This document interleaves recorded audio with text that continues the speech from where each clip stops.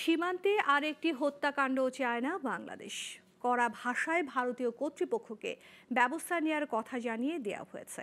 সচিবালয়ে আসন্ন দুর্গাপূজায় আইনশৃঙ্খলা ও নিরাপত্তা বৈঠক শেষে সাংবাদিকদের এ কথা জানান স্বরাষ্ট্র উপদেষ্টা অবসরপ্রাপ্ত লেফটেন্যান্ট জেনারেল জাহাঙ্গীর আলম চৌধুরী। এদিকে পররাষ্ট্র মন্ত্রণালয় সীমান্ত হত্যা নিয়ে ভারতের হাইকমিশনার প্রণয় ভার্মাকে জিজ্ঞাসা করলে উত্তর না দিয়ে এড়িয়ে যান তিনি। মোহাম্মদ নুরুন নবীর রিপোর্ট। সরকার যায় সরকার আসে, কোনো উদ্যোগেই কাজ হয় না, কিছুতেই থামছে না সীমান্তে হত্যা। তাই তো ফেলানী হত্যার ধারাবাহিকতায় স্বর্ণা, আর সর্বশেষ ঠাকুরগাঁয়ের জয়ন্ত কুমার সিংহের মৃত্যু।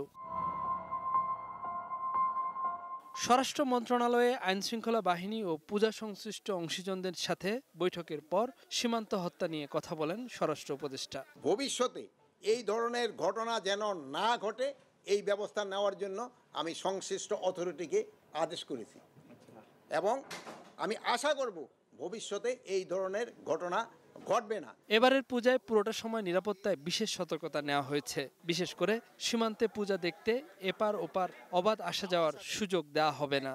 এই পারের লোক ও পারে পূজা দেখতে যায়, ওই পারের লোক এই পারে পূজা দেখতে আসে।